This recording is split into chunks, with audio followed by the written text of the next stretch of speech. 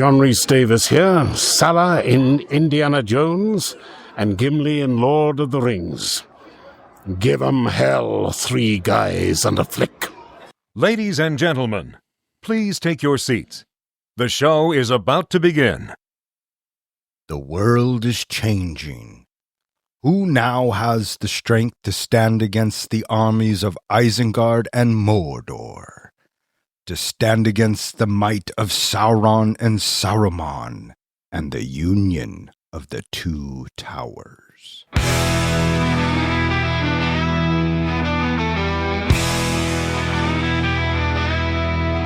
Three guys and a flick with Duncan and John. Dive into the movies well after the dawn. From the good to the bad to the wildly absurd. They give a fuck about films. Their voices are heard. Welcome back. You are listening to 3 Guys in a Flick. This is where we review the good, the bad, and the absurd. Tonight's episode, The Lord of the Rings, The 2 Towers.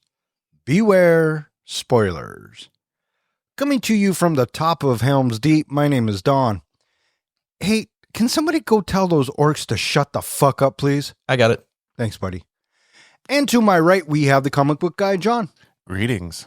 And to my left, we have the professor, Ken. Hello, everybody. How you guys doing tonight? Doing good. How are you doing? I'm not too bad. I'm great, except I'm a little tired from watching a late night 2 Towers. Yeah, well, I mean, we are going back to Middle Earth, and we're getting into round 2. And you guys watch the extended versions, right? Yes. No. I figure from now on, we're just going to humor him, right? Mm-hmm. Oh, yeah, dude. Yeah, we totally watched the extended version. I think I read somewhere that if you were to watch all the extended versions back to back, it's like 11 hours. If you got 11/12 hours in a day to watch Lord of the Rings, more power to you. Let's do it after this. Okay, yeah, that sounds like a great plan. Tonight we are talking about the 2 Towers. The 2 Towers comes to us from a couple of our listeners, Ezra and Matthew O. They commissioned the trilogy, so we are getting into the second part of the trilogy. Let me ask you this real quick. Do you guys consider this a sequel? No. No, because I figure I almost feel like it's all one movie divided up into 3 parts, so I wouldn't call it a sequel. That's how I feel about it, too. It feels like one big, long movie. You both are 100% correct. I wouldn't consider this a sequel either. I consider this a continuation. Continuation's a great word. Dark Knight, sequel. Empire, sequel. When the story changes, but with the same characters, I would consider that a sequel. So we are continuing our journey into Middle-earth. Released on December 18th, 2002, The 2 Towers was directed by Peter Jackson. Screenplay by Fran Walsh, Philippa Boyens, and Peter Jackson. Based on the book, The 2 Towers, by J.R.R. Tolkien. Music by Howard Shore.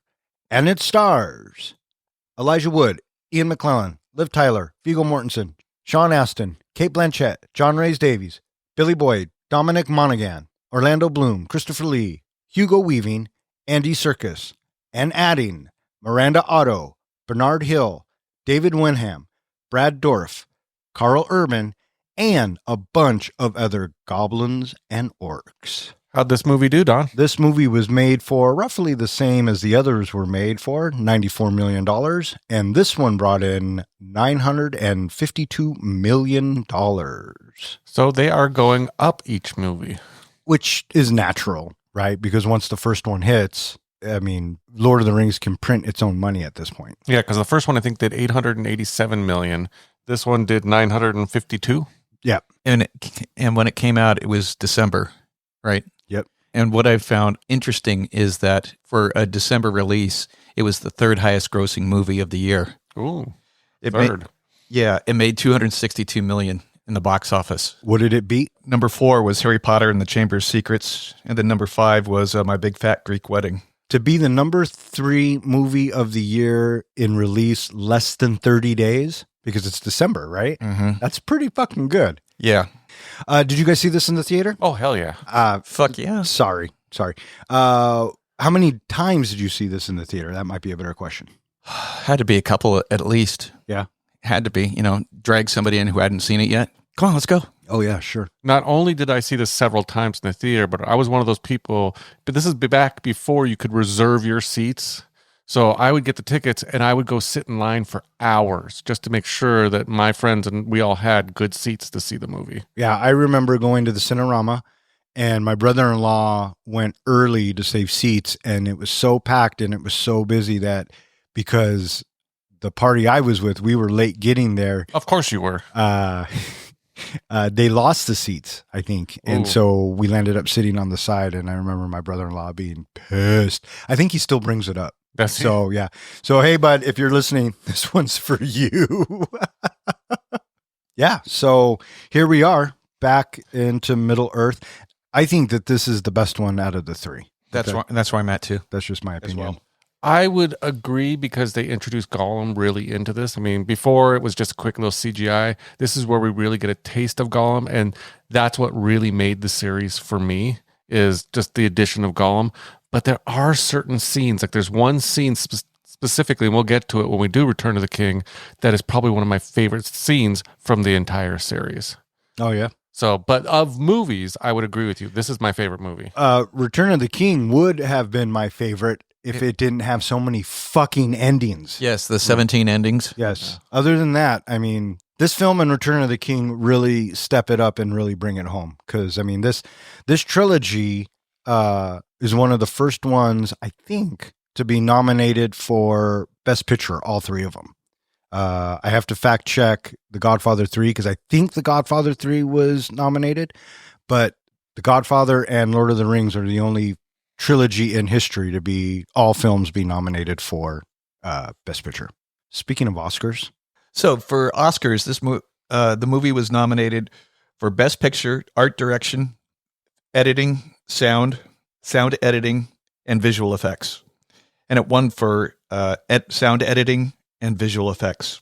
And these guys that worked with Peter Jackson on the sound editing and the visual effects, they worked with him as well for King Kong. And they are, I don't know, they seem to travel together. And several of them worked with him throughout the series as well. Yeah.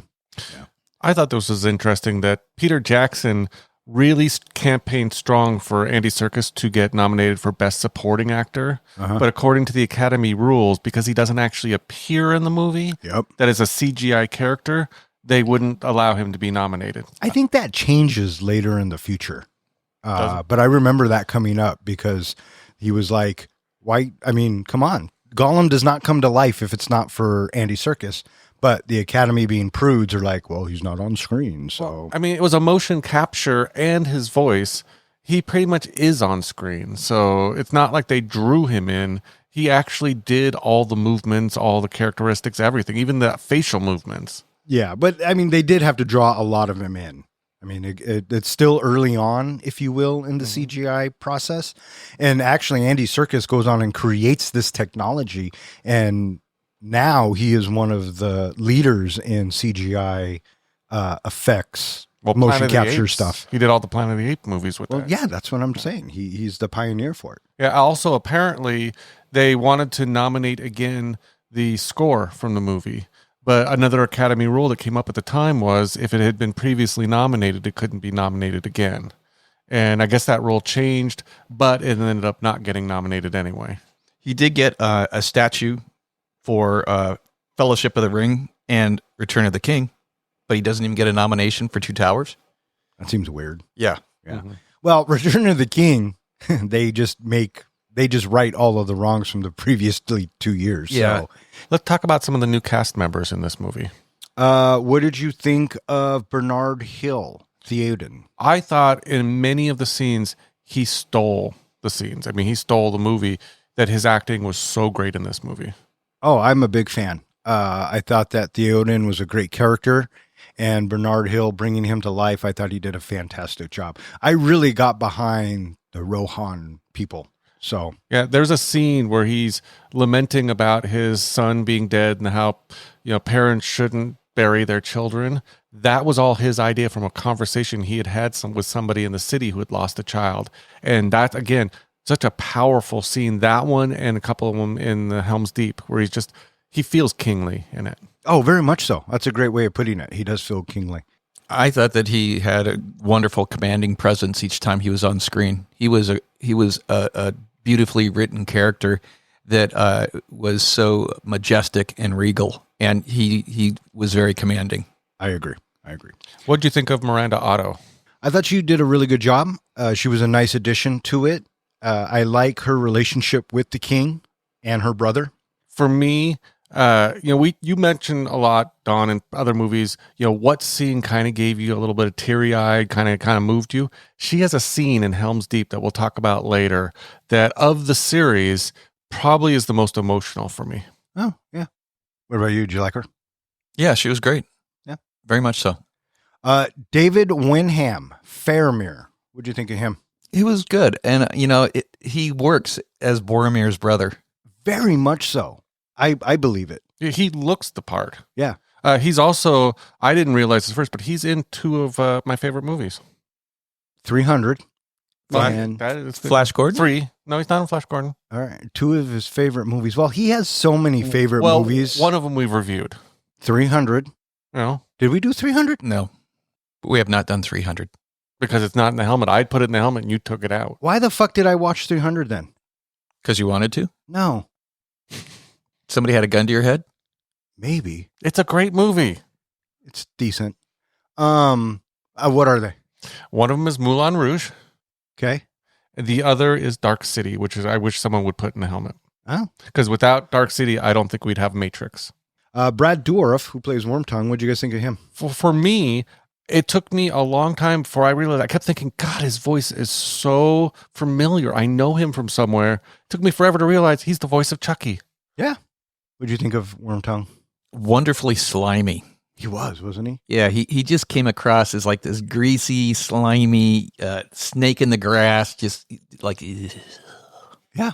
Yeah, I thought he did a great job. I didn't realize, too, that he was, now that I know it, I remember what role he played, but he was in One Flew Over a Cuckoo's Nest. Yeah, absolutely he was. Someone we actually met, Carl Urban. God, love him. In almost anything he does, I agree. I think he's fantastic. Yeah. I like the bit when he meets the 3 for the first time. We'll talk about it, but I think that's a great scene. Do you have a favorite Carl Urban movie? That's a really good question. And you can't say Star Wars Rise of Skywalker. I wasn't going to, because Star Wars Rise of Skywalker shouldn't be on the favorites of anything. But that being said, I like him. I like Carl Urban in this. I loved him in Dread. He played a good foil for The Rock in Doom. And I love him in The Boys. I know that's not a movie per se, but he is really good. I love him in The Boys. So what about you? I totally dig him in Dread. And the other place that I love him is Ragnarok. Oh, yeah. That's the one I was going to say is my favorite is Ragnarok. And then someone who was new to the cast, but not really new to the cast, Andy Serkis, Gollum. I know that he's your favorite in the entire series. He would be he is what made this series so great for me. I thought he was amazing. Oh, he definitely was amazing. I'll give you that.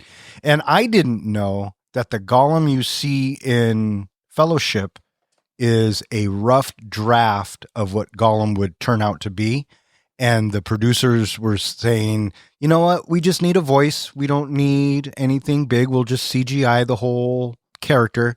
And then when Andy Serkis came in and started reading, Peter Jackson was like, wait, this dude is Gollum. We got to figure out how to make him Gollum, because... Yeah, it's because of Andy Serkis that we get as much as we do, because he fucking nailed it. He earned it every step of the way. Yeah. Do you know what he based this character off of?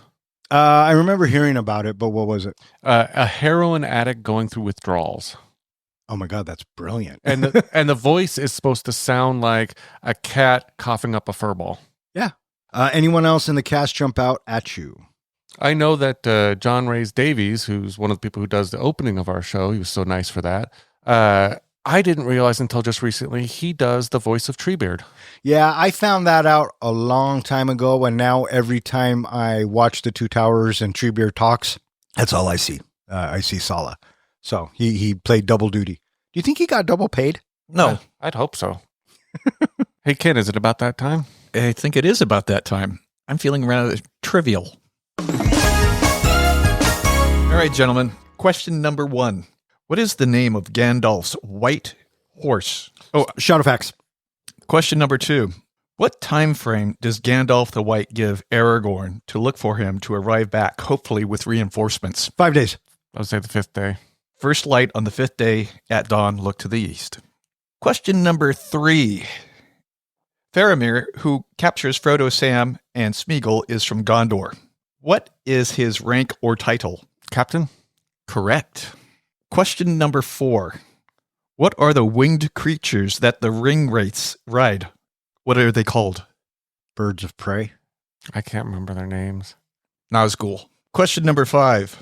How many archers are awaiting Faramir's order to shoot Smeagol? 3? 4. 4 is the correct answer.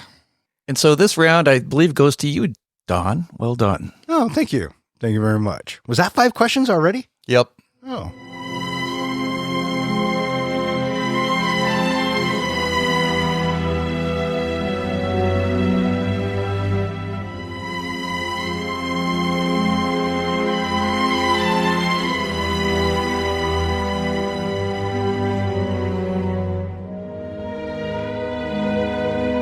Frodo and Sam, lost in the rocky terrain of Mule, discover that they are being followed by Gollum. After capturing him, Frodo recognizes Gollum's past as a ring bearer, takes pity, and enlists his guidance to help navigate Mordor. Sam remains distrustful, but they press forward. Meanwhile, Aragorn, Legolas, and Gimli track a band of Uruk-hai who have captured Merry and Pippin. The Uruk-hai are ambushed by Rohan riders, allowing the hobbits to escape into Fangorn Forest. There, they encounter Treebeard, an ancient Ent, who takes them to the Ent Council. Aragorn's group meets Faramir, an exiled leader of Rohan's Rohirrim, who informs them that King Theoden has fallen under the corrupting influence of Saruman and his manipulative servant Wormtongue. The trio then encounters Gandalf, now resurrected as Gandalf the White, who leads them to Edoras to free the king. So we get the New Line logo, we get the Lord of the Rings title, and then we cut to a beautiful sweeping shot of the mountains, and in the background we can hear Gandalf's voice. And that immediately tells me, the audience member, we're going back to where Gandalf dies to start this movie. And I thought it was so brilliant to basically pick up where we left off. And I just thought it was a brilliant move on Peter Jackson's part. I wanted to talk about that first line that we hear, because the first word we hear is Gandalf, Frodo yelling Gandalf. And then you hear the, I am the servant of the secret fire, wielder of the flames of Anor. You cannot pass. The dark fire will not avail you, flame of Udon. And I've always wondered what that phrase meant, so I just broke it down real quick. I thought I would share it. The secret fire actually represents the spark of existence. In the realm of Middle Earth, their god is named Uru Aluvatar. And his fire, his spark of creation, is what Gandalf is referring to there. Flames of Anor. Anor is the Elvish word for sun. So basically what Gandalf is saying is he's using the sun against the darkness, which is the darkness is the Balrog. Udon is another name for the fortress that Morgoth lived in. He was the first Dark Lord. So basically what he's saying in the whole thing is that Gandalf is the servant of Eru. He wields the sun against the light against the dark, and he's telling him, you will not pass, you piece of shit from Morgoth. Okay. Well, there you go. And so we are flying through the terrain. We see these mountains. We hear... That is such a beautiful shot. It's gorgeous. They reuse it in Return of the King. Yep. Okay, good. I'm glad you got that. But they add an eagle. And then, so we hear Gandalf doing his thing, and then the camera whips around and we go through the mountain, and now we're on the bridge. And we get, you shall not pass. What'd you guys think of the bit where he breaks the bridge, fly, you fools. And then they start falling. I love that we get a little bit of extended now and actually get to see him fly down. Him grabbing his sword. I believe it's glamdring. I just heard that. I heard somebody talking about the name of the sword, and I'm like, what? The fucking sword has a name too? Come on, this is Tolkien. That's a good point. Every sword in the movies have a name. So go on. Yeah. And I just love it. And you see him stab and everything. And I kept thinking, I remember the first time I saw it, that, they fall down to this crevice and hit the water. And then immediately Frodo wakes up and I'm thinking, no, I want more. I want more. What'd you think of it? It was badass. Having him falling, and then he sees his sword, and the way he leans into it, he looks like Superman flying. He does. And then you got the Howard Shore score going. I do like the scene where as they're falling, and then the picture cuts to, and we have that wide shot. Yes. And we see him coming down, and we see the lake underneath or whatever. So good. It's so pretty. And then, as you were saying, John, they fall, they hit the water. And then the transition, as soon as they hit the water, we get this big, bright white light. And then Frodo wakes up.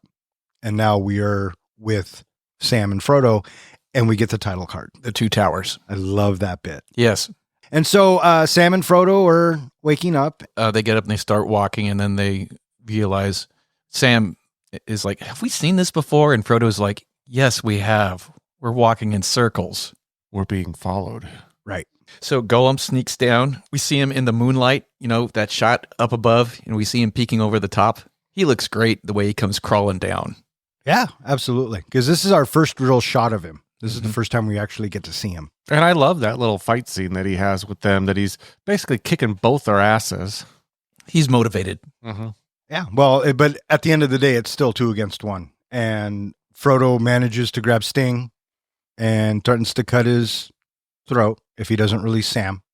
And then there you have it. The next scene right after this, where they have the little tiny thin rope around his neck, which I think is supposed to be the rope that Gladriel gave to Sam in the books. It is. Is it the actual Elvish? Yeah, they tell us that in the extended edition of the first one. That's what I was wondering. I haven't watched the extended in a while. But I love how he's complaining that it burns and then it's cold. And all I kept thinking is, this is like a little kid when you try to dress him up in a suit and you have to put a tie on him for the first time. Oh, completely. Yeah. I agree. And it's so hilarious because it's such a little dainty rope, and you're thinking, how in the world could this be, refraining him?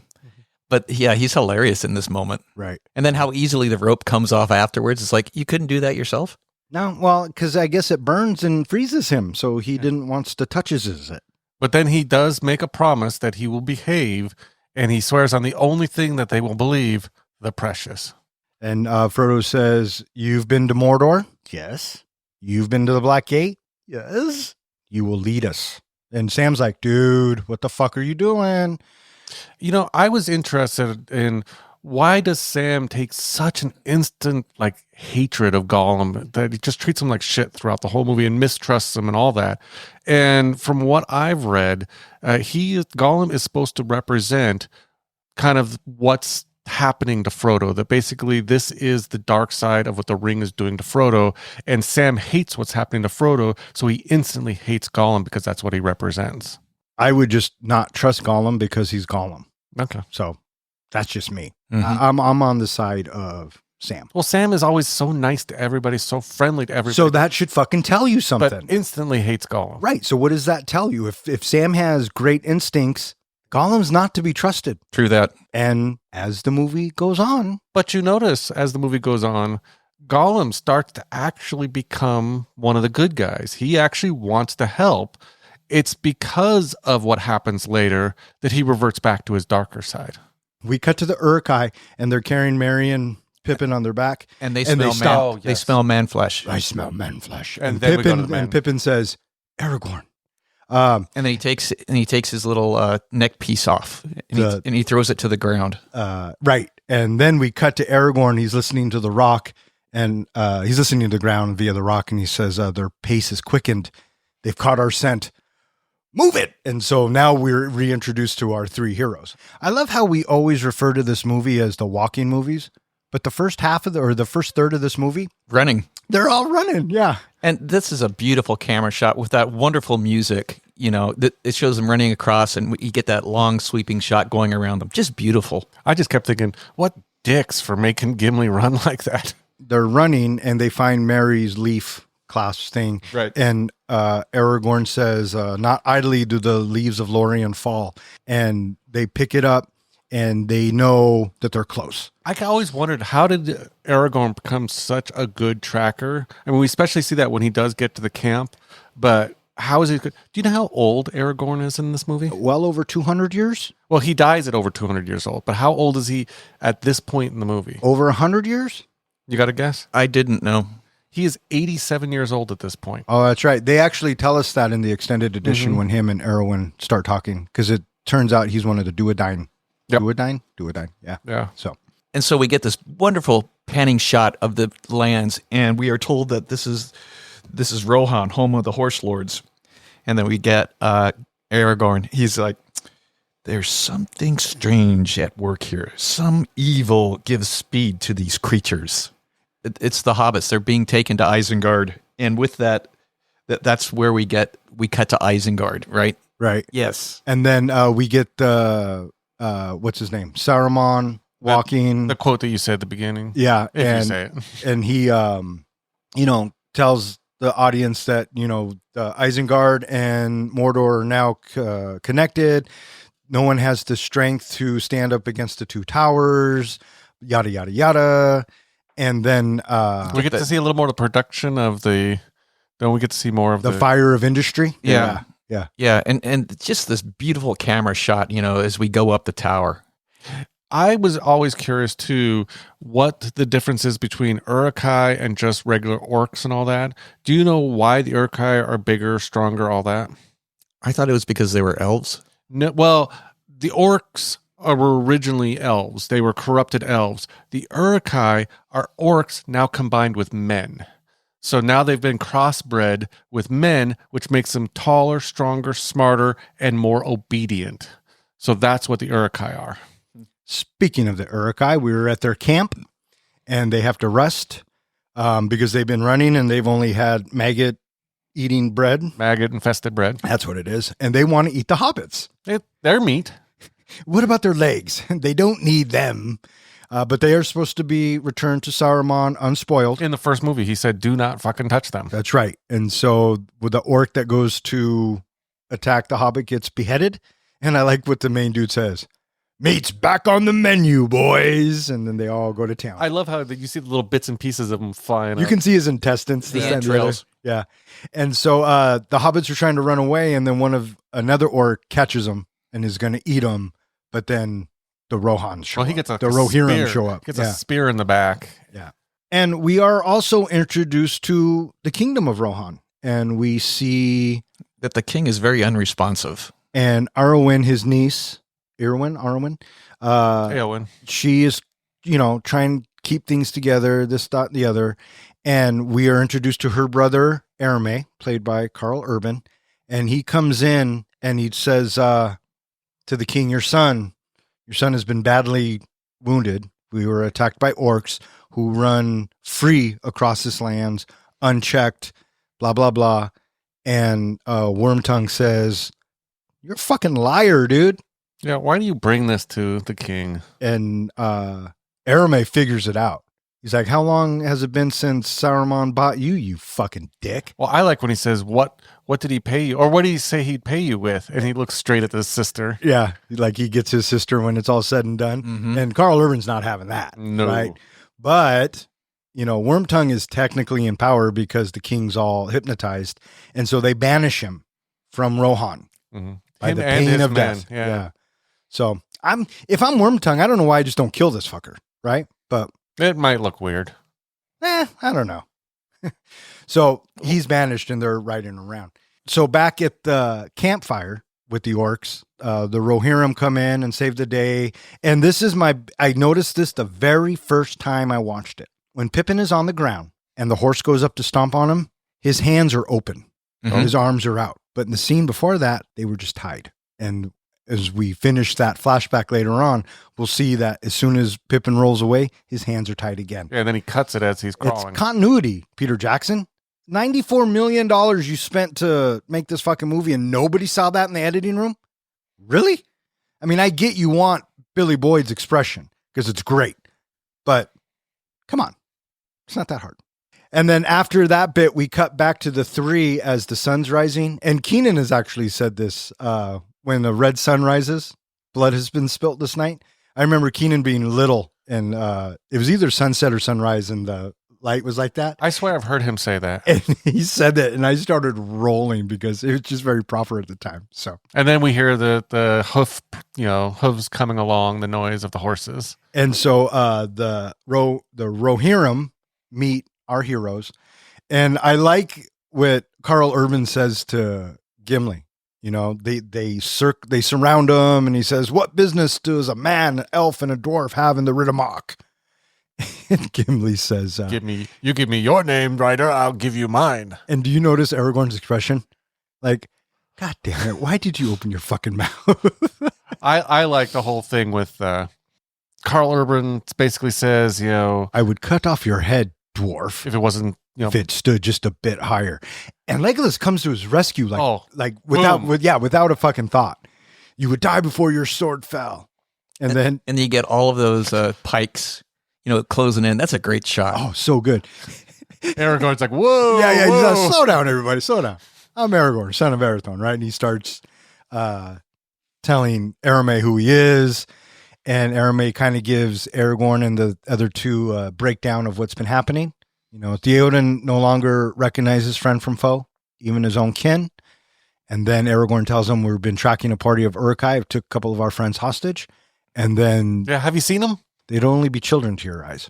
And Aramay was like, sorry, dude. We fucking killed everybody. We left none alive. Right. And so... The other thing I thought was interesting with the scene is they go, well, where was the camp? Well, you see that big burning fire over there? And I'm thinking, they didn't notice the smoke earlier? I thought that too. There's a couple of bits in this whole movie that I'm thinking, it's right in front of them. How come they can't see That's it? a pretty big cloud of smoke. Yeah. But I did think it was nice that Aramay gave him a couple horses. So no more running. Gimli, I'm sure, was fucking in heaven, right? But you catch the line where he basically, I hope these horses will fare you better than it fared their previous riders. Yeah. So there were extra horses because the riders were dead. So they check out the carcasses. I'm thinking that has got to be one god awful stench. I thought the same thing. A mass of burning bodies, and they're orc bodies. Yeah, and orc bodies at that. I mean, they probably don't smell good to begin with, but exactly. Dead, yeah. And then they find one of the hobbit's belts in the fire. You got to talk about the helmet. I was getting there because they find the belt first, and because they find the belt. Gimli's like, we fucking failed. They're dead. And Legolas goes right into singing like a he starts saying his elvish prayer, which I thought is very nice. And then Aragorn kicks the helmet and screams. But at the same time, when Aragorn kicks the helmet, Viggo Mortensen breaks his fucking foot. So that scream was because he broke his fucking foot. Broke his foot. But he didn't break character, and he got the scene. And it's great. It's absolutely great. And I like how Aragorn just kind of stares at the ground, and then he notices a hobbit lay here. Mm-hmm. Kind of touches it, and he says they start to move, and then we got the flashback. Mm-hmm. And so Aragorn's telling us what's happening, and Peter Jackson's telling us and showing us what's happening. And I like this whole bit. I like this bit, but the one thing always kind of bothered me is, at least in one scene, we get to kind of see a quick little glimpse of a footprint. I would have liked to be able to see more of the ground and what he's interpreting. Why? Because it looks, for most of it just looks like, oh, he's looking at grass and he knows that this is where he rolled and this is where he stood and this is what he did and all. And yeah, because he's a fucking ranger. I was kind of hoping they'd actually show us more of how he's deducing it. Okay. Just a preference. I hear you. And I really like the line where he says their hands were bound, and then we cut back, and then it shows Pippin cutting the rope, and then Aragorn picks up the rope, and he says their bonds were cut, and then there's this hope that maybe they aren't dead, and the tracks lead away from the battle and go into Fangorn Forest. Why would they go in there? And Gimli says, what madness drove them into there? Right. So, And this is a great transition because the screen goes left and we go into the trees. And there's a color change. Yep. And then now we're following Merry and Pippin running through the forest. Are we still being followed? Yeah. And they are. And they almost get eaten, but Treebeard saves them. Well, first they climb up, and I love that scene where I think is it Mary that's holding the nose? It's Pippin. Or it's Pippin that's up in the tree, holding those, and those eyes just open. Yeah. And You're like, what the fuck? And Pippin has to do a double take. Because Mary had told him before they left that the trees were making noise. And he says, folk around here say that the trees talk, whisper, even move. There's something in the forest. And Pippin's like, what the fuck? And they find Treebeard. I love how Treebeard stomps on the orc. They are taken to the White Wizard. Yeah, well, first Treebeard doesn't know if they're orcs or not. And so he's arguing with them. And he's holding them pretty tight. He's like, the one person that will be able to know what exactly you are is the White Wizard. And they're like, oh, shit, Sauron. Yep, that's what I was thinking this whole time, for sure. And then at some point, we cut back to Sam and Frodo. Yep. And Gollum's leading them. So we get down to the bog, and I thought this was interesting. All those dead bodies in the bog. Well, first of all, did you know that whole scene was filmed in a parking lot? They just flooded a parking lot. That's interesting. Yeah. But those bodies, when Gollum makes reference to this is a great battle that happened, a long time ago, 3,000 years before that. So those bodies had been floating there for 3,000 years. Still preserved so nicely. Mm-hmm. Must be the evil in the waters. And Gollum keeps repeating, don't follow the fucking light, right? But what does Frodo do? He follows the light, and he's looking at one of the bodies. I like the musical cue, too, when the eyes open, that low bass drop you get, and then Frodo just falls into the water. I kept thinking that was a freaky ass scene the first time I saw it. Yeah, well, all those ghosts and everything, and it made me think of Indiana Jones, the ghost coming out of the ark, and sure, I can see that.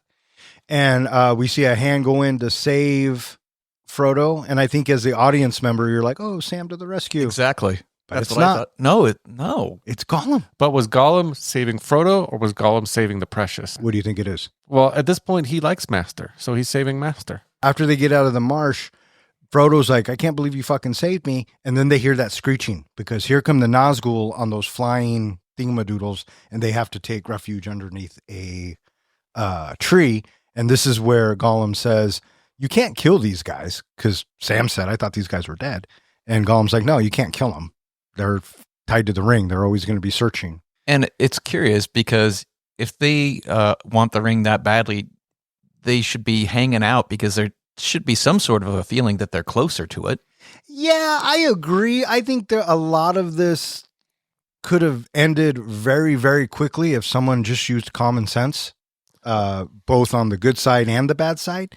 If I'm Gollum, I don't know why I just don't snatch the fucking ring and run. They're not going to catch me. I'm fucking Gollum. I can climb up rocks really fast, right?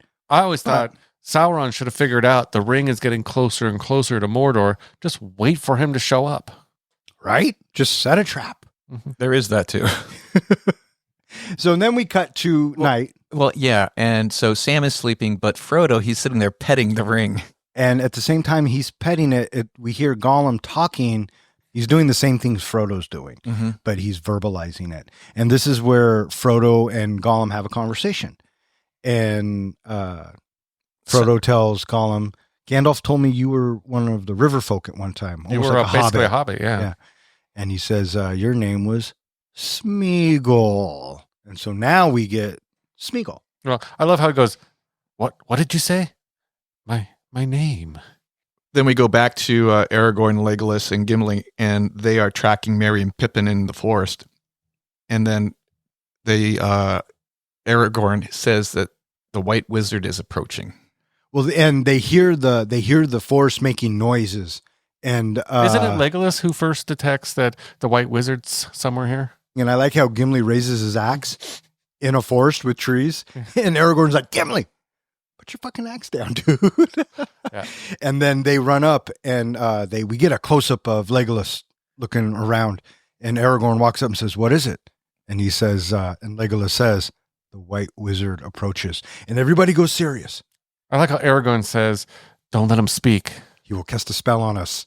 You have to be quick. And we cut to Aragorn's hand on his sword, Gimli getting his axe ready, Legolas drawing his bow a little bit, and then they flip around, they attack. All three get their asses kicked. Well, they get disarmed really quickly. But this is one of my favorite scenes in the entire movie because The reveal. the reveal is so good. Did you like how they combined the two voices? Because it sounds very much like Christopher Lee as soon as he starts talking. Mhm. And they did that by design. It was on purpose. Mhm. They even there's even a frame of Christopher Lee's face in there if you can slow it down. He's surrounded in bright light, so the three can't really see who he is. And he says, you were tracking the whereabouts of two hobbits. They are with someone they did not expect. Does that comfort you? And Aragorn's like, who are you? And then Gandalf comes out of the light, and the look on Aragorn's face, he just cannot believe it. He is slack-jawed. I like how both Legolas and Gimli immediately drop to their knee, and Aragorn's just standing there going, what the fuck? Yeah, he still can't believe it. And he looks, he goes, it's not you because you fell. And Gandalf says, yes. Through fire and water? Yeah. Then we get the continuation to find out what happens. And Gandalf is battling the Balrog on the top of the mountain. He fights him until he is spent. He's laying there, and just as he's and threw his enemy off the cliff. Yep. And he's laying there letting his body die, but it turns out he can't go just yet. He was meant for something else, and he was meant for a bigger role to play, and so he comes back. One interesting thought I read about Gandalf is that Gandalf actually has the same power level as Sauron. He could probably defeat Sauron on his own if he wanted to, but the job he was given was to inspire hope, not to use his power to basically win the day for mankind and for all of them, but to inspire them to win it on their own. So that's why you don't see a lot of power usage from Gandalf throughout the movies. And so he reveals himself, and Gimli says, Gandalf. And Gandalf stops and says, Gandalf.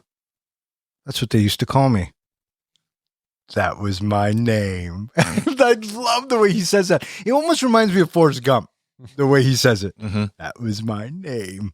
I am Gandalf the White. And I like that bit because in the extended edition, he actually says, I'm Saruman, or what Saruman was supposed to be, which I found confusing. So I like the way that Peter Jackson cut this together for us non-book folk to just tell us that now he's Gandalf the White. And I believe it, and I accept it. Do you know, and I never really caught this in the books, but do you know what his first line was when he woke up after being resurrected? I think in the books. No, Gandalf. because I never read the books. His first line was, I miss my hat. Huh. I would have never. Yeah. There you go. Hmm. And so they figure out that it's Gandalf. Everyone's all happy. He tells Gimli, Aragorn, and Legolas, the hobbits are good. We have a new mission. And our new mission is we got to go to Rohan. We got to help King Theoden. Cut to Merry and Pippin, and they're with Treebeard again, and they're talking about stuff, and we are told that Gandalf told Treebeard to keep them safe. And safe is where he will keep them. And he's on his way to an Entmoot. And whose side are you on? I'm on nobody's side because nobody is on my side. Treebeard reminds me a lot of you, John. Just can't make a decision. Just won't commit. Yes or no? Well, yes and no. See? And then we cut back to... Frodo and Sam, and Gollum has gotten them to the Black Gate. And I like this scene because they're getting ready to go in. They don't know how they're going to do it. But wait, the gate is opening because you have all these leagues of evil men coming in.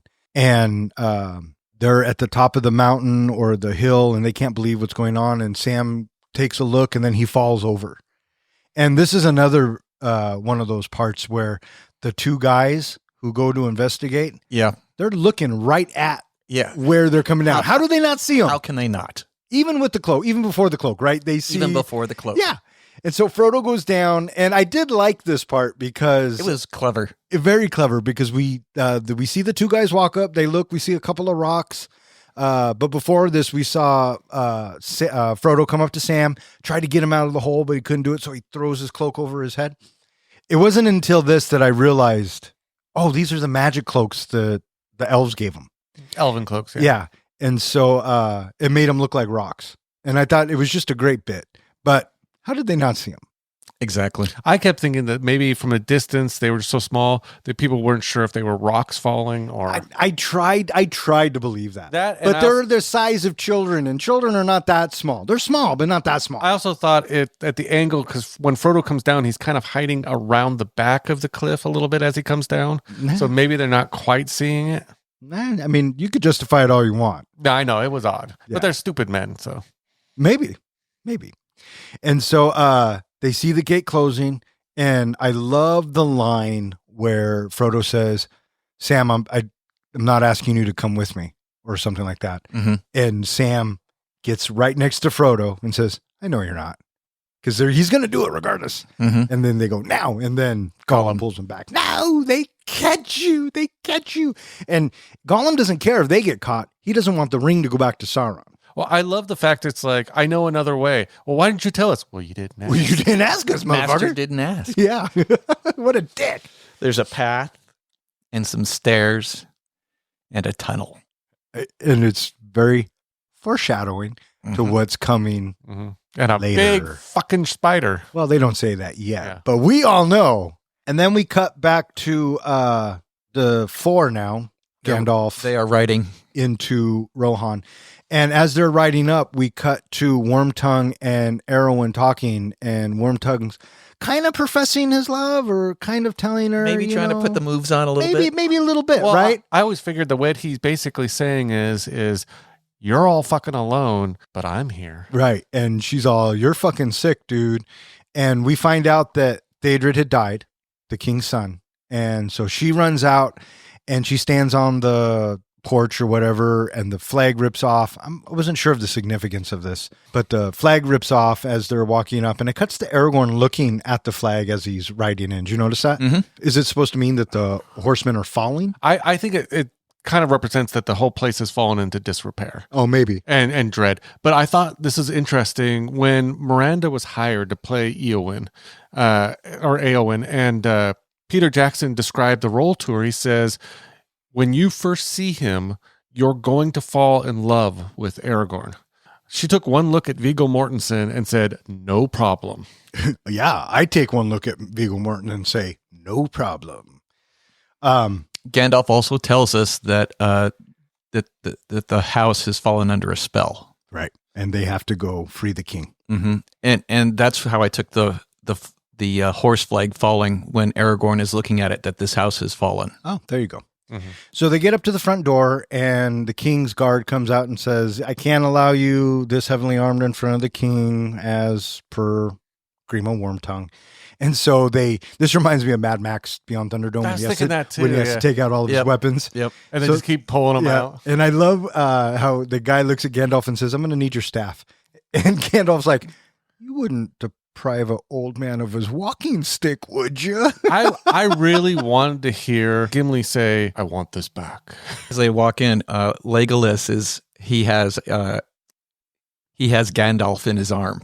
Yeah, holding on to him. Yeah. You talked about continuity issues. This is one of them that bothered me because if you watch it as they keep cutting back and forth, the position of where Gandalf has his staff changes. It's up and it's Every down. time. It's up and it's down. And then it's hidden under his cloak, and then it's down again. And What I loved and that I just noticed, and I don't know if they meant to do this or not, but I'm going to say they did.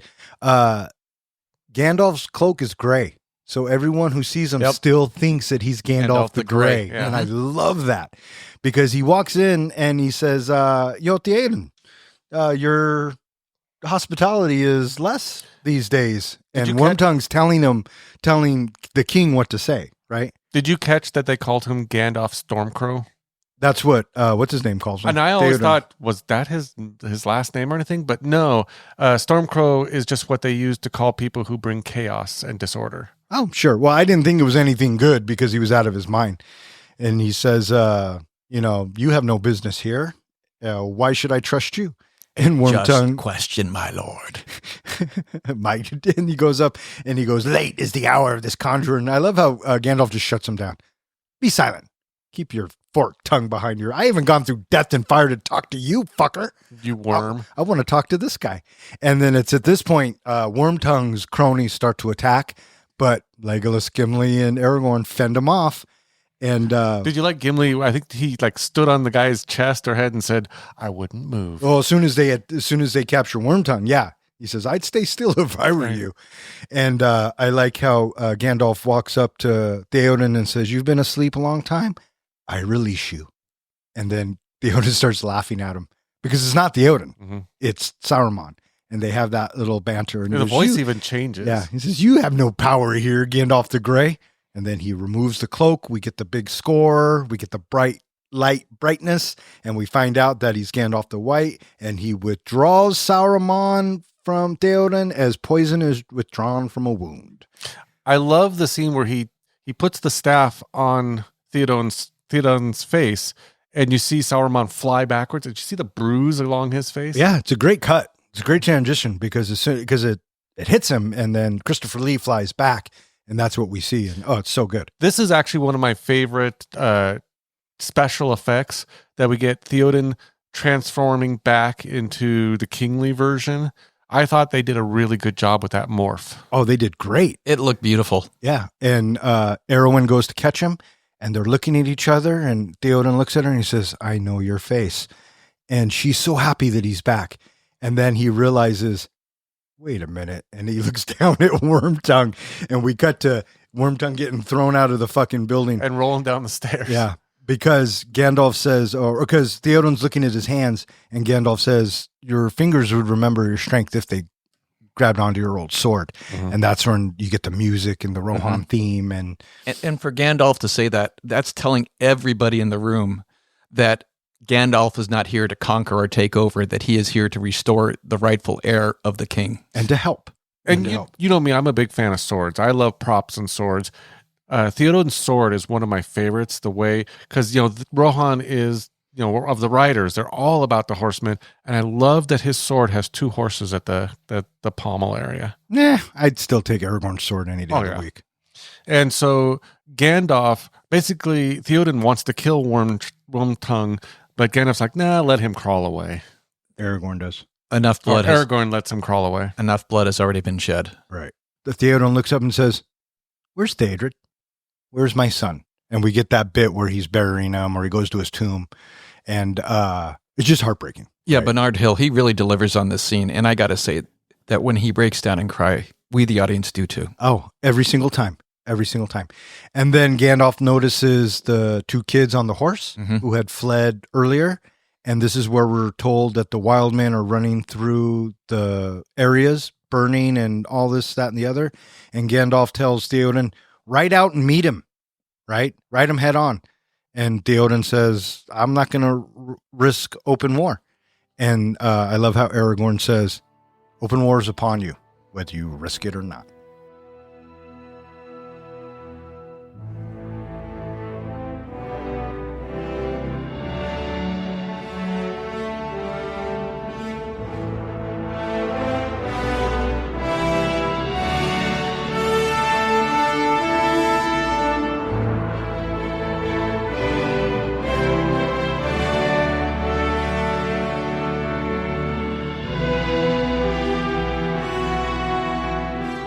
In Edoras, Gandalf breaks Saruman's hold on Theoden. Wormtongue flees, and Theoden rallies his people, leading them to the fortress of Helm's Deep to escape Saruman's approaching Uruk-hai army. Aragorn bonds with Theoden's niece, Arwen, who develops feelings for him. Along the way, Saruman's warg-riding orcs ambush the refugees, and Aragorn is thrown from a cliff, presumed dead. He later returns on horseback, warning of the enemy's imminent attack. Elrond, fearing for Arwen's future, convinces her to leave Middle-earth, though Gladriel persuades him to send elven reinforcements to aid the humans. Meanwhile, Merry and Pippin convince Treebeard to investigate Isengard. Seeing the destruction Saruman has wrought, the Ents launch a full assault, destroying the dam and flooding Isengard, trapping Saruman in his tower. At Helm's Deep, Theoden's forces prepare for a last stand. The battle begins, and despite the arrival of elven warriors, the fortress walls are breached. As hope fades, Aragorn leads to a desperate final charge. At dawn, Gandalf and Aramay arrive with reinforcements, routing the army. The surviving Uruk-hai flee into Fangorn Forest, where the vengeful Ents destroy them. That's the extended version, But it still works. And so we know that the orcs are coming. We know that Gandalf is pushing Theoden to do something. Yeah, go confront them. Do something, right? And Theoden's like, no, we're going to go to Helm's Deep because it's protected us before. I like how he basically says, who's the fucking king here? Last I checked. And so, again, kind of like when Gandalf said, let the ring bearer decide. He says, all right, king, what's your fucking decision? And so they decide we're going to Helm's Deep. And good thing that they did ultimately. Oh, absolutely. Because when that army shows up, man, they would have washed right over that community. Oh, my gosh. So we do get Gandalf. He is leaving, and this is where he tells Aragorn that he has to hold on, and he has to make it to the 5th day. I love this scene in the barn because you're right. He's like, they need you, Aragorn. They're going to need you until the very fucking end. The defenses must hold. And Aragorn's just so cool about it. He's all, they'll hold. And because Gandalf has to go find Aramay. He's going to go find the other Rohan troops. There's like 2,000 of them. Yeah. And he's got to go find him. And he says, but no matter what happens, dude, you got to be there for him. We get a little bit also, which leads us to a great payoff later on in the movie where we have Eowyn and Aragorn. They're chatting, they're doing a little bit of sword play and such. And she's starting to get the vibes. It's showing that she's got the vibes for him. Yes, she does. But I tell you what, I've been watching, I watched it again, of course, obviously. Aragorn does nothing to dissuade that. No, he doesn't. In fact, he even flirts with her That's even a what little bit more, that fucker. That's what I think too. He's totally flirting with her. Well, he's 87-year-old. Come on. Yeah, and he doesn't know if he'll ever see Arwen again, so... But he does stay true. But we'll say that. I like how he brings up the fact of that, she reminds him of the shield maidens of Rohan. And if you watch that animated prequel that just came out recently, they go into more detail about who the shield maidens were of Rohan, and they were big time. Now it's revealed to us that Wormtongue, he's back with Saruman, and he's explaining this is what they're going to do. They're going to go to Helm's Deep, and the trip is going to be long, and there's going to be women and children. And then you get that shot of Saruman's eyebrows going up. Children? Send out the Ward Riders. The next thing that's revealed to us, we cut to Frodo and Sam, and we get to see Smeagol. He's chasing that fish down the stream. And, look at him. And so... he goes, oh, stinker, don't get too far ahead. Mm-hmm. And why are you always belittling them like that? And Sam's like, because... he's a fucking villain, Frodo. What the fuck are you thinking? And you can see that the ring's starting to take over Frodo a little bit. Because this is the first time we see him snap at Sam. And I like Sam's reaction to it. He just kind of looks at him like, okay, whatever. And he walks on, and then Frodo's like, I'm sorry, dude. I don't know why I did that. And Sam takes this opportunity. I do. It's because the fucking ring, man. Yeah. And with this is where I think that the audience is starting to understand the empathy that he has for Smeagol is Frodo is scared that he's going to end up like Smeagol. And I think that Frodo always wants to do the right thing. And the right thing to do is to give Smeagol a chance. Well, he also says, he has to believe that Gollum can come back to Smeagol. He can come back because if he can't come back, Frodo sees that he won't be able to come back later. Sure. So that's why he's got to save Gollum. Sure. Yeah. Yeah, I buy that. Now it's nighttime, and Frodo and Sam are sleeping, and here comes one of the favorite moments of the movie for me. Yeah, I think that this scene alone should have got Serkis the Academy Award. Totally. But it didn't. Totally, because this is Oscar-worthy. And it's not only the performance, but it's the cutting. The editing. And how it's cut back and forth. Yes, the left and right. Because it gives us the impression that we're talking to two different people. Yep. When really all Smeagol is doing is just turning his head. Yeah, right? But it's so good. And this leads to one of my favorite lines. You don't have any friends. Nobody likes you. It's just so good. Which you say to me so often. I say it to a lot of people, mainly pets. I always felt like, that last little bit where he says, go away and don't come back. What? Go away and don't come back. Hmm? And then, of course, he says again, and he's like, he's gone, precious, he's gone. I thought, now he's a good guy. I never thought that for a second. But I thought he really does like Frodo and he wants to help Frodo, and he's not just after the precious. He'll take the precious, but he's not willing to kill them at this point.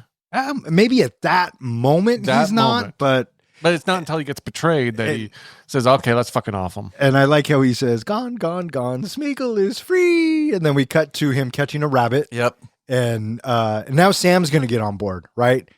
Because Gollum tells him, eat this. And Sam's like, dude, you're going to get him sick if you keep carrying on like that. Well, it's when he starts ripping the guts out, eating it. There's only one way to eat a braise of conies. And then it cuts to him cooking it. And Smeagol's all kinds of pissed off. What are you doing, you fat hobbit? You're ruining it. He's behaving just like he was when he had that rope around his neck. Yes. He's just temper tantrum. And then we find that there's noises, and Frodo goes to take a look, and we see the army of evil men making their way toward Mordor. Because basically now, mercenaries. Yeah, because now the war cry has gone out. We're starting a war. All the evil needs to go to Mordor to congregate so we can fuck shit up. And Smeagol, he gives a good summary here to us, the audience, as to what is happening, what's at stake, and what this represents. Mm-hmm. And, Frodo gets this sense like, all right, we got to go. We've lingered too long. And then Sam's all, Mr. Frodo, look. And this is our first glimpse of the Olifants. Olifant, yeah. Yeah. So, and then as they're getting ready to leave, they notice that the army of evil men are getting attacked and ambushed by soldiers of Gondor. And this is where we meet Faramir. And this is where I think, from what I have seen or read, where the movie really diverges from the book version, because Faramir in the book, he gets Sam, he gets Frodo, and then he lets them go. He doesn't do the whole thing of taking them to the town and going back and forth on whether he's going to take the ring or whatever. No, he just lets them go right away. Yeah. This was written for the movie, mm-hmm. and I think it was brilliant because it didn't slow us down too much. It kept us moving, and it gives Faramir something to do other than just letting him go. Well, I also thought it's a big thing into leading into the next movie. It really bonds us with Faramir, because then there's a scene in the next movie that really tugs at you because you like Faramir. Yeah, you're pulling for him. Oh, yeah. They are definitely setting the difference between Faramir and Boromir, for sure. We cut to Aragorn, Legolas, and Gimli. They are on their little journey, and we have a lighthearted moment. And we also get a flashback of Aragorn and Arwen, and how Elrod goes to Aragorn and say, look, Elrod goes to Arwen. Well, he goes to Aragorn and says, look, I know you love my daughter, and I know that she loves you, but you got to let her go to the Undying Lands. And Aragorn says, man, she stays because she has hope. And Elrod's like, no, dickhead. She's staying for you. You are the reason my daughter is going to live forever unhappy. So do me a favor, let her go and move on. And then we cut to Aragorn telling Arwen, go be with your people. Yeah, this was a fling. And she's really fucking kind of taken back by this. She's like, why the fuck are you saying this?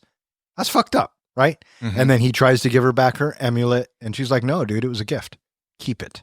Because whether you like it or not, no matter what anybody says, he loves Arwen unconditionally, and she loves him unconditionally, so much so that she wants to be mortal. She wants to choose the mortal life. Yeah. But because of the way things are going, she's decided to ride to the Undying Lands. And the reason we got that flashback is because Miranda Otto's character, Urwin, asks Aragorn, where'd you get the fucking amulet, right?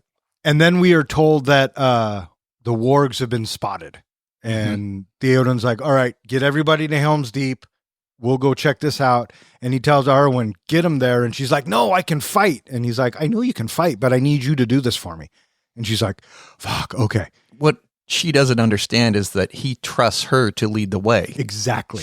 She doesn't understand that. Right. And if something were to happen to him, she would take over. That's exactly and she doesn't understand that, like you said. I thought exactly this, that this is a little bit of foreshadowing in that he's trying to tell her it's more important to lead the people than it is to go off to war to die. To prove that you can fight. Yeah. Because she can. We know that she can fight. Mm-hmm. So, which we get in the third one. And we are introduced to the badassery of Legolas. Here's my only thing. Okay. How he gets up on the horse? Yes. It would have broke his arm like in 5 different spots. But anyways, It looks unusual. It does. I love the scene where he's standing on the hilltop and he's firing his arrows, and we get that booming score in the back. Yep. And then all of a sudden the horses just go right by him, and he's all so good. Badassery. So Cinematically satisfying. Thank you, sir. That's exactly what I was trying to say. And so now we get a battle. It's the wargs versus the Rohirrim. But I'll tell you, it's the music that really makes it. We get a whimsical moment with Gimli stuck underneath one of the carcasses. I like that. This cracks me up. You saw a warg rushing Gimli. Gimli's getting all stoked to fucking kill it, and then all of a sudden you see the arrows hit it, and he looks From over at Legolas. Legolas and he says, "That one counts as mine." Yeah. And then he gets the other, it falls on top of him. And I love how he, even though he's under the warg, he still kills more, and they still fall on top of him again. And during the battle, Aragorn gets tangled up with a rider, Mm-hmm. and we think that he dies because he goes over the cliff. We And- know he doesn't. Yeah, well, Well, at the time, true. the first time you see it, you're thinking, "Oh shit, Gandalf's gone. Now Aragorn's gone. This Well, sucks." we got Gandalf back. He Yeah, could come at back this as point. Aragorn the White. He could have, or Aragorn the King, Yeah. which was always my favorite. But But what sells it is the orc telling the story, and he's got the pendant in his hand. yeah, and Theoden is like, "All right, get the wounded on horses, get everybody to Helm's Leave the Deep," dead. and then that look that For just a microsecond, he is giving Legolas solace, comfort. I understand where you are at. after he says it though. Yes. Yeah, because he puts his hand on his, and it's very welcoming. Like, I know Aragorn was your leader, but you're with us now. Come on, let's go. I got that too. Yeah. for sure. So when they ride back into Helm's Deep and they're coming in, and Eowyn comes out to greet them basically, and is looking around and looks at Legolas and Gimli and says, where's Aragorn? Well, Gimli comes up. Oh yeah. Gimli comes up and he says, "My lady." And she says, "Lord Aragorn, where is he?"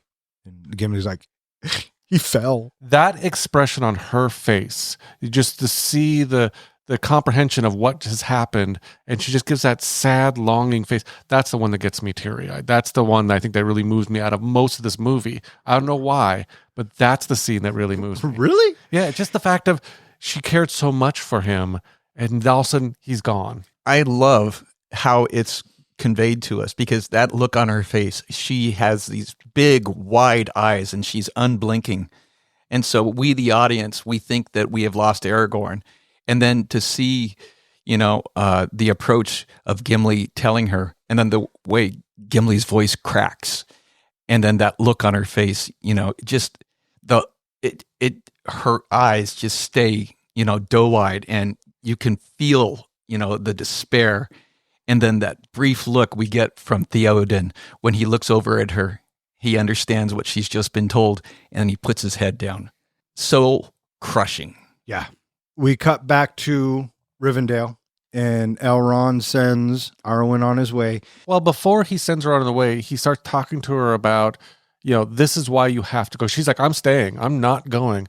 And she's like, "If you stay, this is going to be your life." And he shares a vision with her of what her life would be.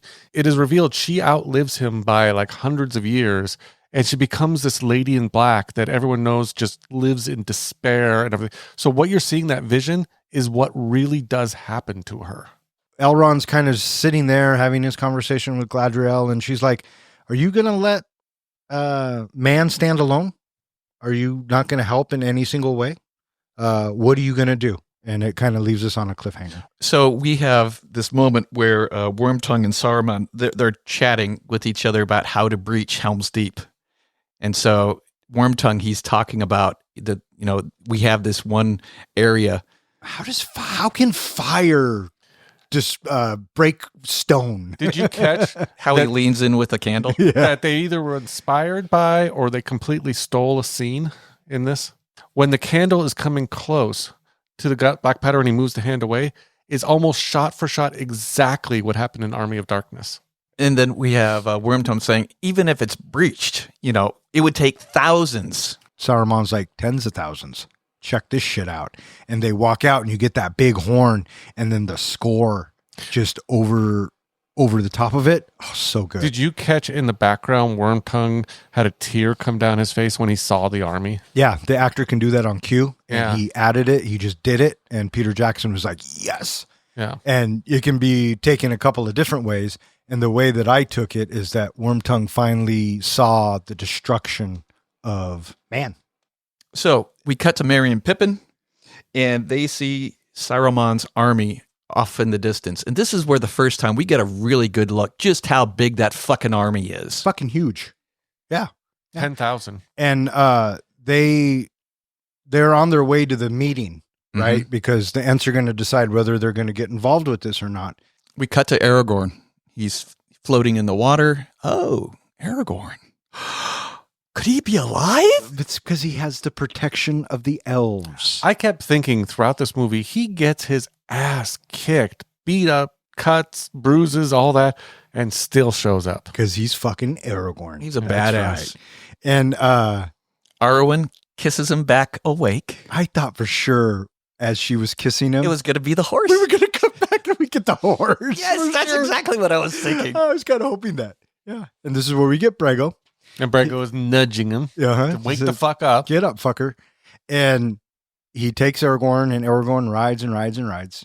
And even Aragorn sees the fucking army because he's on that hill, right? He looks down. Back to Frodo and Faramir. They're having a little chat. He's asking about, where's your third companion?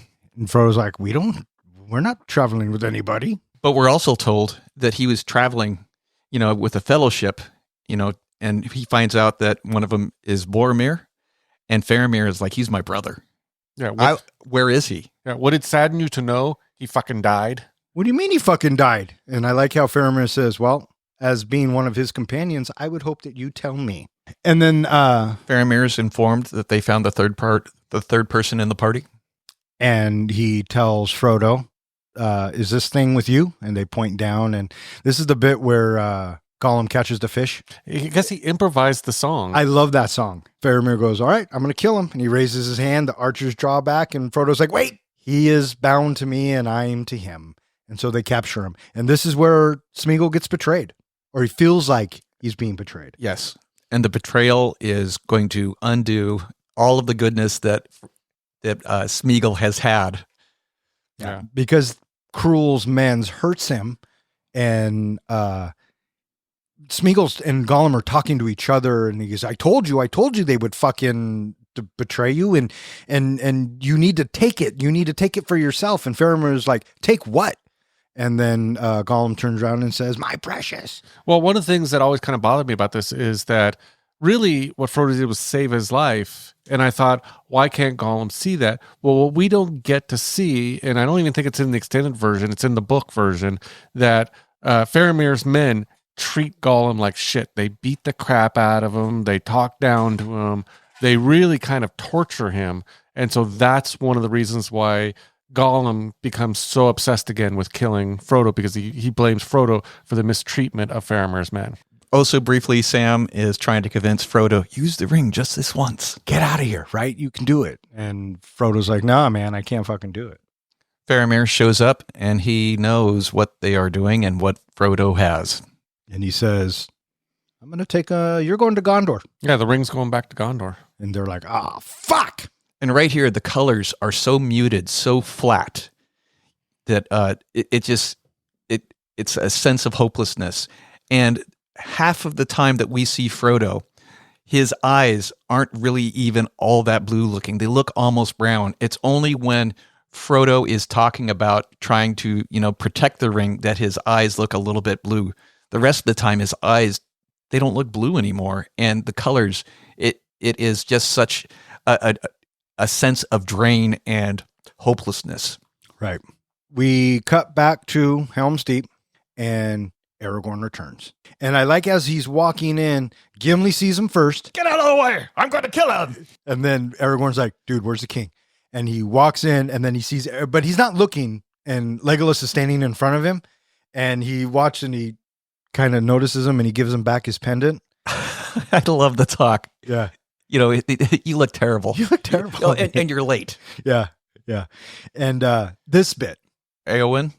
Yeah, she's all happy but it's when Aragorn opens the doors. The badass entrance that he Oh. makes when he Oh. cracks open those doors. Oh, so good. The man. Because it opens and then it cuts to a medium of him finishing opening it, and everyone's turned and like, what the fuck?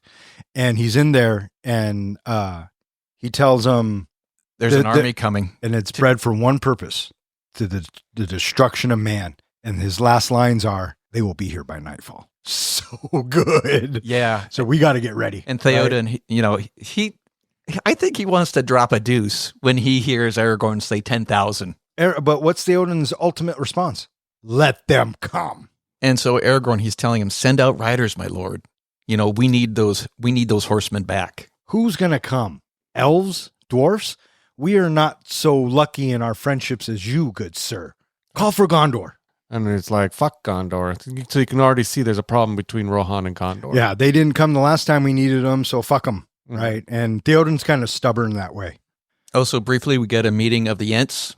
Going to have a nice, long, slow, drawn-out meeting. Yeah, anything worth doing is We're worth, taking time, yeah. taking a long time. And ultimately, it's decided that they're not going to do anything, Well, first they decide that they're not orcs. which was like how Pippin says, oh, well, that's a good thing. We cut back to Helm's Deep, and we are moving the people into the caves in order to protect them.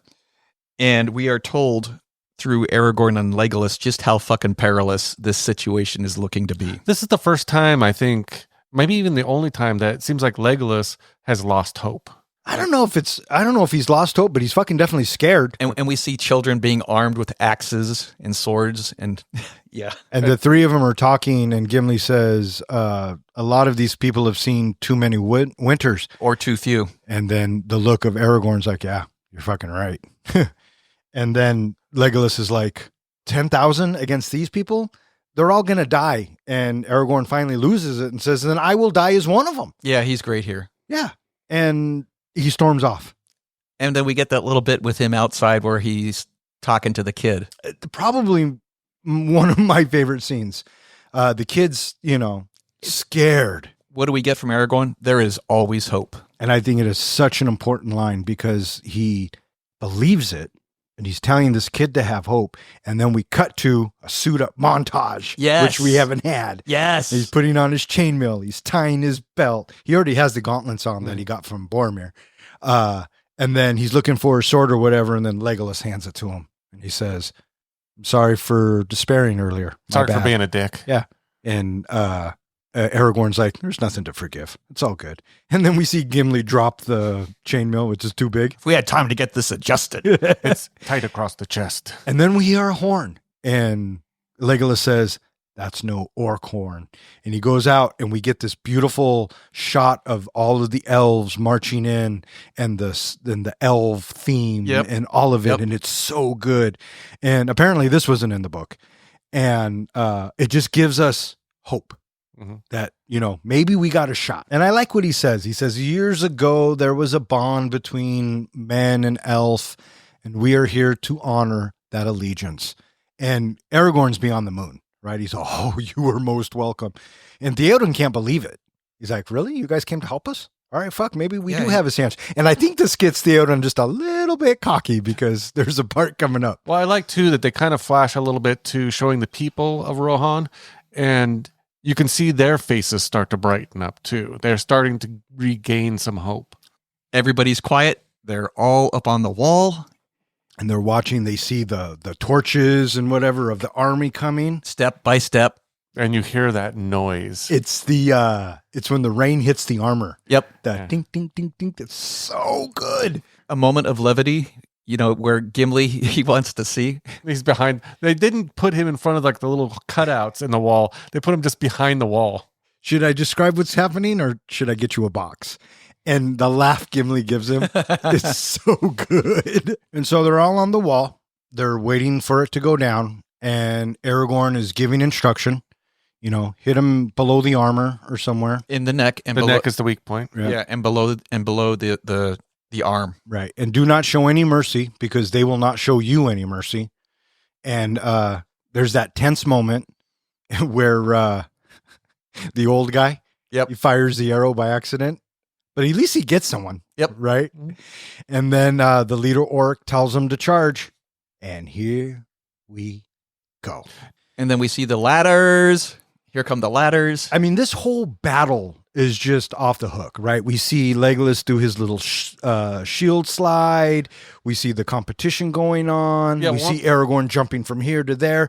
And as the battle progresses, obviously the Rohirrim are forced back. They're working backwards.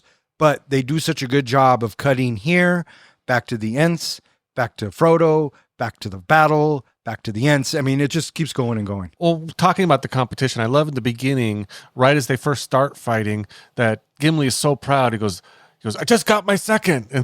And here's Legolas going, I just got my 17th. I'm on 17, 19. Theoden, he gets a little cocky. Oh my God. Is this it? Is this all that you can muster? with? Yeah. And then I'm thinking, oh, dude, anyone who ever says that in history, in any movie or anything, always get your ass kicked next. And there's the bomb. It's in place. And then here comes the Olympian. I always thought he looked like an Olympian. Totally. Yeah.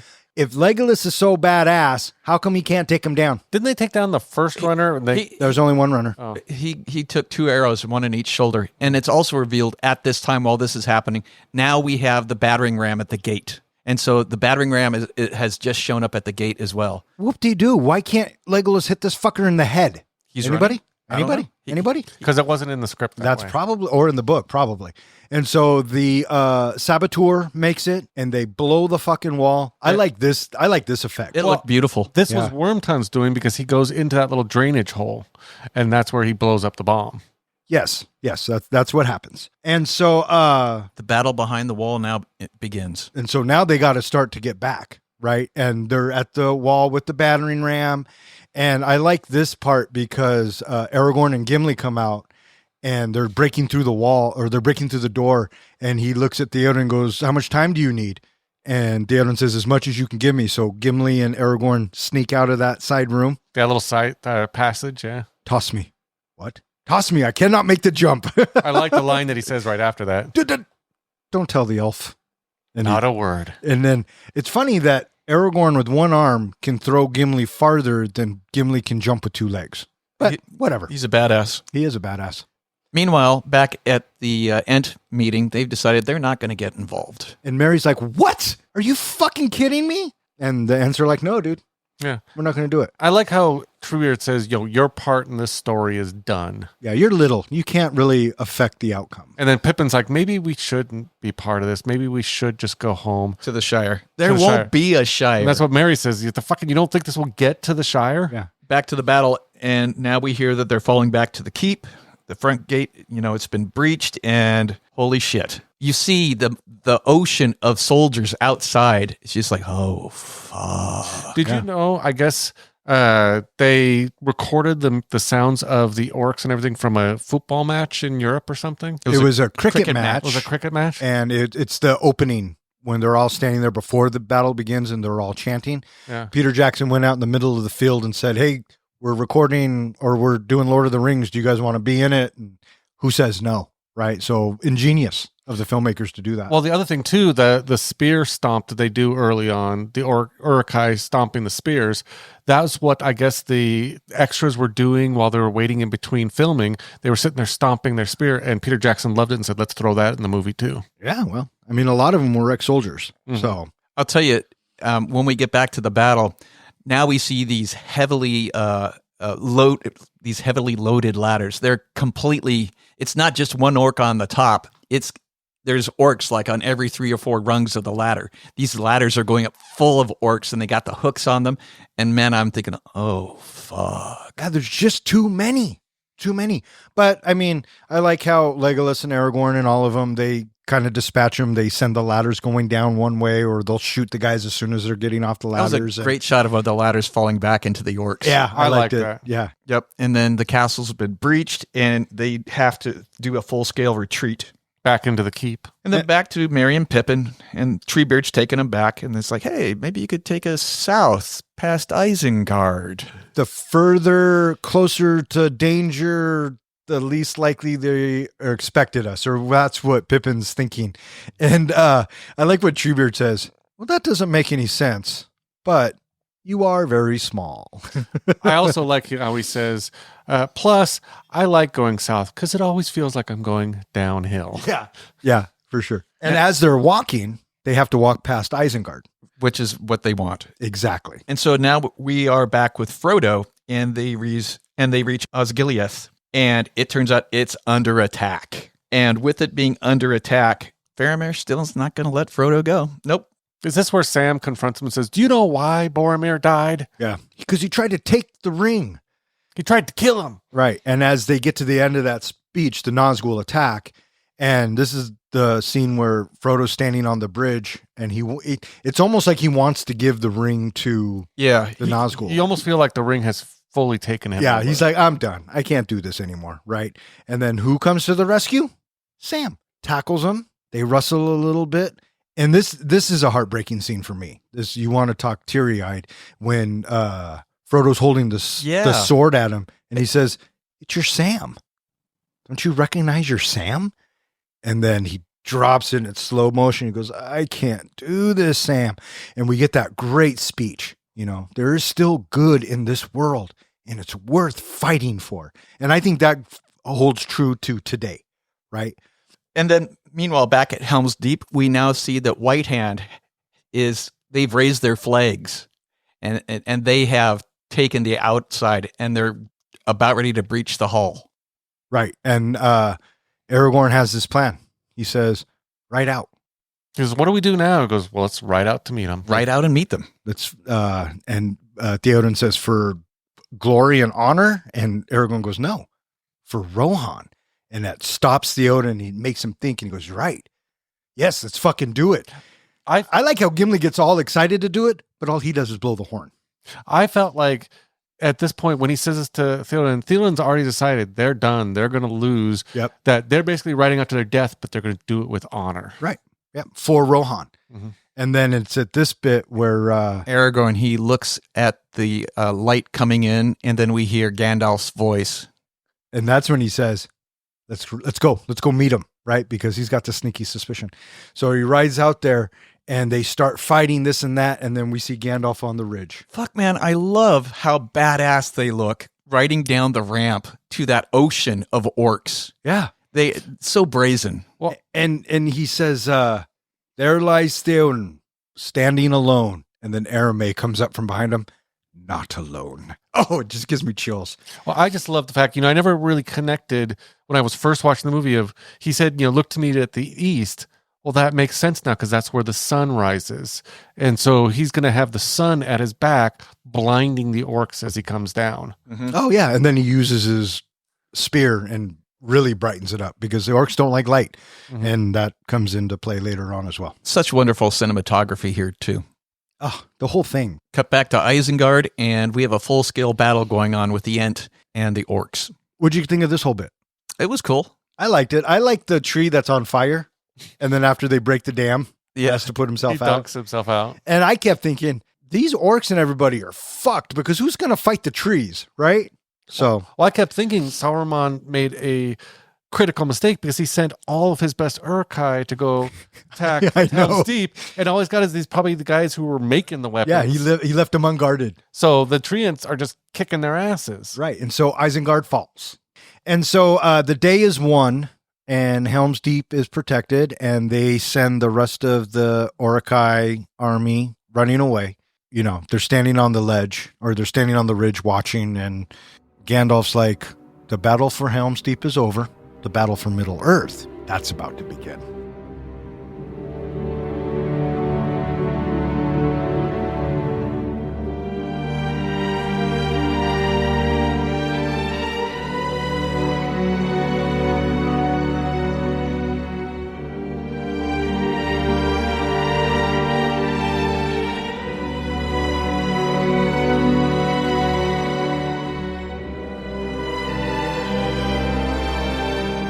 Frodo, Sam, and Gollum reach the Black Gate, but at Gollum's urging take a different path.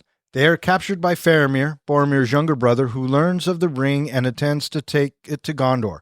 While traveling back through Osgiliath, Frodo nearly succumbs to the influence of the Nazgul before Sam brings him back to his senses, reminding him of their mission and the hope they fight for.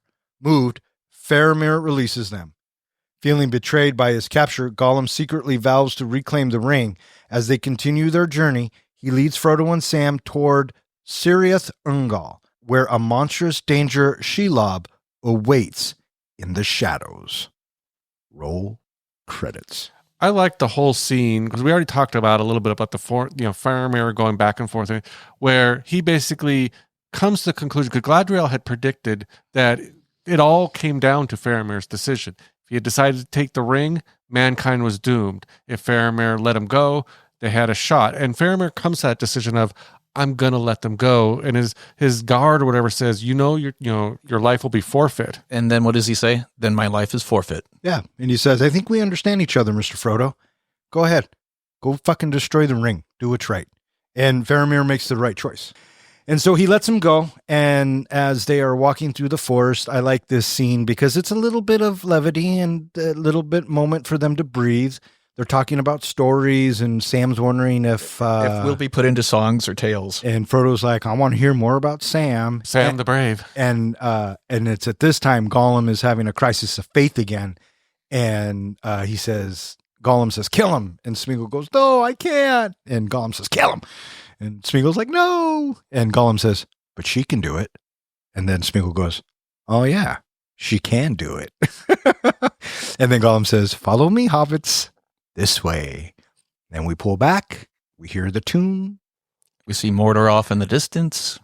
We had just been through a exhausting battle, a long movie, and there's still so much more to come. And that was the Two Towers. What do you guys think? You guys ready to rate this flick? I'm ready to rate this flick. John, are you ready to rate this flick? You must understand, young hobbit. It takes a long time for me to review a film, and I never review anything unless it's worth taking a long time to discuss. Okay, I take a long time discussing anything, really. Hey, Professor, how do we do our ratings? We do our ratings on a scale of 1 to 5 fucks. 5 fucks is a movie that we think is cinematic gold. A 1 fuck movie is where you get done watching it and you're thinking, I'm never watching that again. And what's a 0? A 0 fuck movie is where you get done watching it, you turn to your buddy, and you're like, oh, for shit's sake, what the hell? Why would you make me? I want 2 hours and 59 minutes of my life back. Or in other words, we just don't give a fuck. Who wants to go first? I'll go first. All right, buddy. The Lord of the Rings, The Two Towers is my favorite of the three, I think. And it is a long movie, but it is an extremely satisfying watch. The emotional notes that we get throughout the movie are wonderful. The cinematography, the sweeping camera shots. I love the Battle of Helm's Deep. It is far and away a superior battle scene over few others that I can ever think of. It is so wonderfully done. The music is so wonderful in this movie as well. And I just can't say enough about how this is such a fantastic movie. So in short, it's a 5 fuck movie. 5 fucks from the Professor. You or me? I'll go next. Okay. But before I do, 5. Is that your final answer? Yep. Peter Jackson delivers yet another cinematic masterpiece with Two Towers, proving that the brilliance of Fellowship of the Rings was only the beginning. Every aspect of this sequel is crafted with the same level of passion and artistry, from the breathtaking landscapes of Middle-earth to the massive, meticulously executed battle scenes that redefine epic filmmaking. One of my favorite highlights is Andy Serkis's phenomenal performance as Gollum, easily one of the most captivating elements of the film. His portrayal, enhanced by groundbreaking motion capture technology, brings a tragic, unsettling depth to the character, making him one of the most unforgettable figures in fantasy cinema. The battles, particularly Helm's Deep, set a new standard for large-scale warfare on screen, balancing chaos and clarity in a way few films have matched. Howard Shore's score is just as powerful as it was in the first film, amplifying the emotion, tension, and grandeur of every scene. The Two Towers is fantasy filmmaking at its absolute finest, in my opinion. And so it's for those reasons I'm giving The Two Towers cinematic gold, 5 out of 5 fucks. $5 from the comic book guy and $5 from the professor and $5 from me gives the Lord of the Rings, The Two Towers, an average of $5, which now ties it in the first spot with Back to the Future, and it is better than all of the rest. All right, that is going to wrap it up for this episode of Three Guys in a Flick. If you would like to know which movie we're going to be reviewing next, please check out the website. Speaking of which, hey, John, where can they find us? You can find us at threeguysinaflick.com, where we go ahead and post all of our podcasts, our show notes, anything else we can feel like. There's also a web form there that you can submit a movie you would like to go in the helmet for us to review next. You can also find us on all of social media, where I tend to go out and actually on, I believe around Tuesday, I advertise what movie we will be reviewing that week. You can also find us at any place that hosts podcasts. And while you're listening to us right now, be sure to give us a like, subscribe to our podcast, leave us a comment, and if you want to, in the comments, put a movie you would like us to review next. All right. I just want to thank again Ezra and Matthew for throwing this into the Bronco helmet. We really enjoyed reviewing it. We hope you enjoyed listening to it. And we have one more to go. I also want to thank anyone who listens and who has suggested a movie. If you keep listening, we'll keep recording. For Three Guys in a Flick, I'm Don. I'm John. And I'm Ken. Thanks for listening. Three guys with some mics, yeah, dive into the flicks. We're here for the real talk, no time for the tricks. Don as the captain, steering us right. Kid drops, now is shedding light. John with the comics, bringing the hype. From the good, the bad, to the absurd, we break it down, make sure you heard. Passion for the screen, we ride or die about movies. You know, we always give a fuck, no lie. And in the background, can we do Rudy, Rudy, Rudy? What's taters, precious? What's taters? Every time I hear that, I think of the Smashing Pumpkins. The world is a vampire.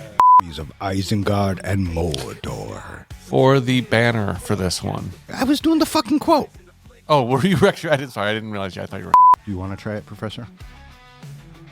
I'm not bowing to peer pressure. Sean Bean. I did it again. All right, I need you to listen and pay attention. That was not in the job description. No, you have to ask him what time it is. Oh, Do you pay attention? no. This might be a better question. Do I make sense when I talk? What? Okay. Aragorn's group meets Faramir. Faramir. Fuck these names. Viggo Mortensen's group meets Carl Urban. And she took one look at Viggo Mortensen. Mortensen. All right, how many you got? I got 3. I got 2. Lord of the Cock Rings, the 2 titties. I have Lord of the Cock Rings, the Goo Plowers. The what? The Goo Plowers. Huh, interesting. What do you got? The whore with the clit rings and her golden showers. That's good. That's pretty good. The Lord of the Cock Rings, the 2 cocks. I have the Lord of the Kinks, the Golden Showers. How about the 2 golden showers? The 2 Golden Showers, yeah. What else? I have Lord of the Anal Beads, the Poo Pushers. Gross, bud. Gross. And then how about the Lord of the Cock Rings, the 2 plowers? Like that. Did you already say the 2 plowers? You said the goo The plowers. Goo Plowers. Yeah. I also had just whatever Lord of the Cock Rings, the 2 Mounters. The 2 mounters. All right. May all of your days and nights be filled with happiness. All right. Fuck up. Good night. Catch the vibe as 3 guys in a flick, keep the passion alive. Fuck that.